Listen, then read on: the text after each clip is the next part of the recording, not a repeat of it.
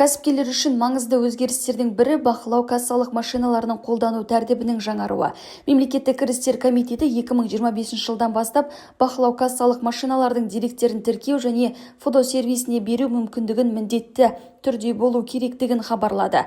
2025 жылдың 17 қарашасынан бастап бұрын қолданылып келген ФУДО 202 нұсқасы толық тоқтатылады. Барлық кәсіпкерлер үшін жаңа 203 хаттамасына көшуі тиіс. Бақылау кассалық машинаны қолдану тәртібіне енгізілген өзгерістерге сәйкес мемлекеттік кірістер комитеті деректерді тіркеу және ФУДО серверлеріне беру функциясы бар деректерді берудің жаңа хаттамалық 2.3.0 нұсқаларға әзірленген. 2025 жылдың ФУДО 2.0.2 нұсқасының хаттамасын өшіру жоспарланған хабарлаймыз.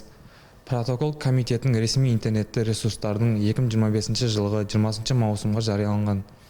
2.3 нұсқаулық хаттамасының бақылау кассалық машиналардың тауарлардың ұлттық каталогына автоматты түрде қосуға және бақылау кассалық машинаның нақты орналасқан жерін анықтайтын ФУДО жағын геолокациялық анықтауға арналған сервис көзделген. Осыған байланысты бағдарламалық кешендер болып табылатын бақылау кассалық машинаның салық төлеушілер 2.0.3 нұсқаулық хаттамасына сәйкес бақылау кассалық машинаның нұсқаулары қайта бағдарламау қажет. Деректерді тіркеу және функциясы бар электрондық құрылғы болып табылатын қолданатын салық төлеушілерге 2025 жылғы қарашаға дейін қайта бағдарламау жүргізу қажет. Бақылау кассалық машинасы қайта бағдарламау үшін әзірлеушілерге және бақылау кассалық машинаның техникалық қызмет көрсету орталықтарына жүгіну қажет.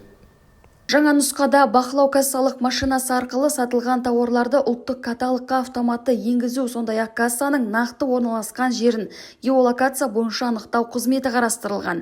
Осыған байланысты кәсіпкерлер 2025 жылдың 15 қарашасына дейін қолданылған бақылау кассалық машиналар аппараттарын толық қайта бағдарлауы қажет. Сонымен бірге қолма-қол ақша, банк картасы немесе QR төлемдерін қолданатын барлық субъектілер бақылау кассалық машиналарын қолдануға міндетті. Ал адвокаттар, медиаторлар, жеке сот орындаушылары, діни бірлестіктер және кейбір тасымал қызметкерлері бақылау кассалық машиналық қызметінен қолданылудан босатылады.